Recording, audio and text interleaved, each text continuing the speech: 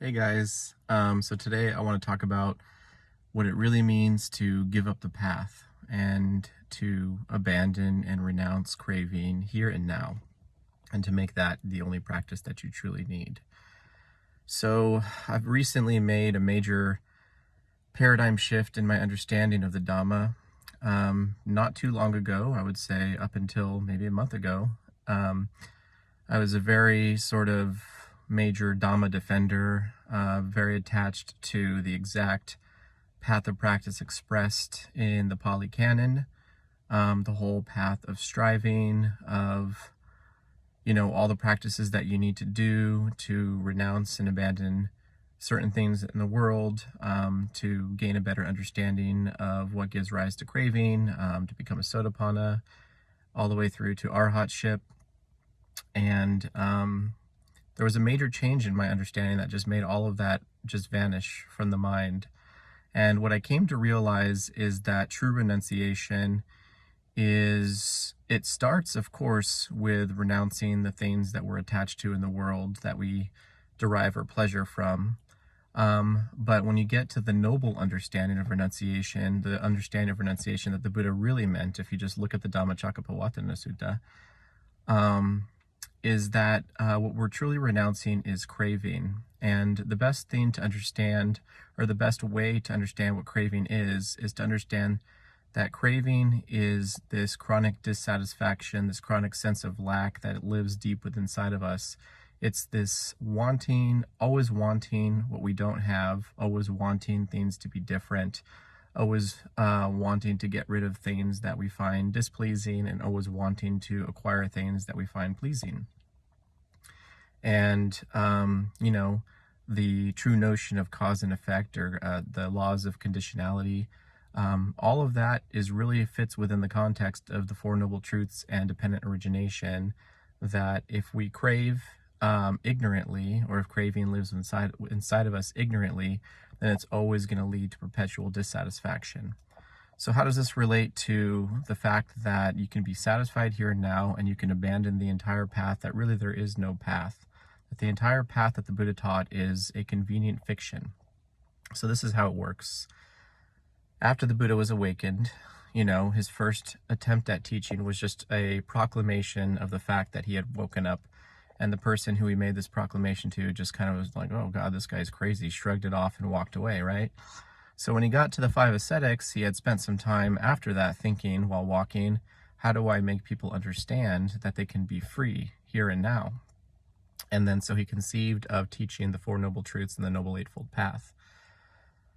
And the reason he did this is because he had enough wisdom to see that all of humanity, we spend our entire lives stuck in this idea that in order to be satisfied, that satisfaction is derived from gaining objects of desire. So maybe you grew up believing that if you become a firefighter, or you become a pilot, or you become a lawyer, or you become anything in particular, at that point you'll be satisfied. Or if you buy a certain car, or you find this particular partner, a particular relationship, or some sort of exactly right set of circumstances, a certain amount of money, a certain amount of things, and those things will satisfy you. And this is the way that we all live our lives on big and small levels, from the beginning to the end of the day.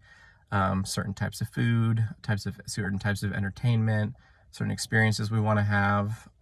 These are the objects that craving manufactures in the mind, that tells us when you get this object, you'll be satisfied. And this puts us in a cycle of perpetual dissatisfaction, which is what samsara is on the immediate level of experience that we're all having.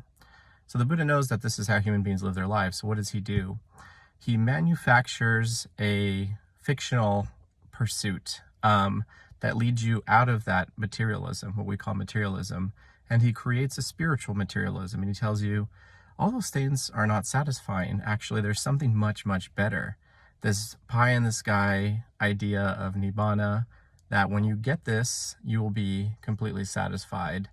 And this pie in the sky idea of who you could be, this person called an arahat, and you'll be permanently satisfied, permanently free when you become an arahat and you're experiencing nibbana. He calls it the highest happiness, right?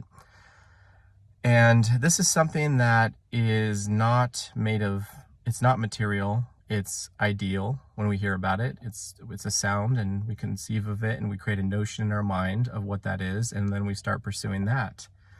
And we're pursuing that and pursuing that and we're pursuing that. We're announcing things in the world. We are making sacrifices in our lives. Some of us put on robes and go join a monastery. Others of us just make as many sacrifices as we can within the lay life. But this notion that there's something called nibbana that's in the future, maybe even future lives that we can get, this has, grown to such a degree in the suttas through culture and time that the true purpose of this useful fiction has completely been lost, and it's become reified to the point where we think that there is something real to get, there is something real to become. And so we pursue it and we pursue it and we pursue it. And the people who are lucky enough to realize at some point that there is actually nothing to get. This is a path leading to nowhere. There's no one to become. There's nothing to get.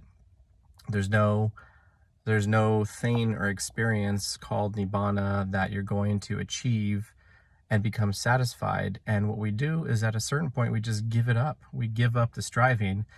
And in that giving up, we realize, wait a minute, there really was never anything I could get or be to be satisfied, because nothing was ever missing. There's actually nothing missing, nothing lacking.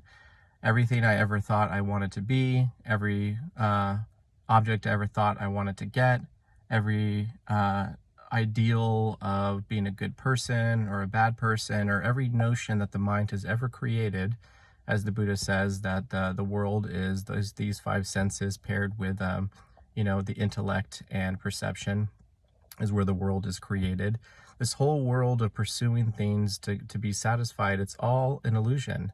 And actually, everything was and is already okay exactly as it is right now.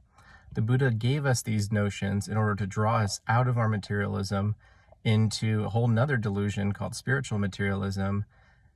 And we pursue that delusion until we realize that we can just let the whole thing go and be satisfied with things exactly as they are. And that's what nibbana is. That's the true nibbana, is when that energy of craving comes to complete cessation, that you don't even want nibbana anymore. You don't want to be a sotapanna. You don't want to be an anagami. You don't want to be an arahat. You don't want the house, you don't want the cars, you don't not want anything either. You're happy with and you're happy without. You simply just give up and you finally just come to a stop. And it's that stopping, that giving up of all notions that something is missing, something is lacking, that there's someone to be, something to become, something to get. And after I do that, then I'll be satisfied. When all of those notions, both material and spiritual, just dissolve out of the mind, and you allow yourself to just be happy and satisfied exactly as you are right now, that is what the Buddha was trying to get us to. And that's the true renunciation. That's the renunciation of craving. Craving is wanting. Craving is longing. Craving is wanting to get rid of. So how do you get people to be satisfied with the way things are? That's the real question that the Buddha asked, because birth and death really is this chronic cycle of dissatisfaction. And that's the ending of birth and death. You're no longer being or becoming anything at all. You're no longer wanting anything at all. You're just satisfied with the way things are. And because the mind is so used to being stimulated by things and ideas, at first, the way things are seems kind of like, oh, this is it. But if you keep reminding yourself, yes, this is it, and it's okay, and you're just okay with okay, that satisfaction becomes an antidote to that longing. It becomes an antidote to that craving. And then you're truly renouncing and abandoning craving here. And now you're truly fulfilling the duties of the Four Noble Truths. You're abandoning craving. You're realizing the cessation of craving. And you're relishing and delighting in the cessation of craving. You're relishing and delighting in the being without. The being without the notions, the being without the things, and all of the work and all of the striving that you had to do to get those things. And that's the peace that you find when you give it all up. You've given up the worldly path, you've given up the spiritual path, you've given up all notions of paths in general, and you're just happy and satisfied with things as they are. You stop, you take a breath, you relax, and that's what you have to remember. That's what you have to remember.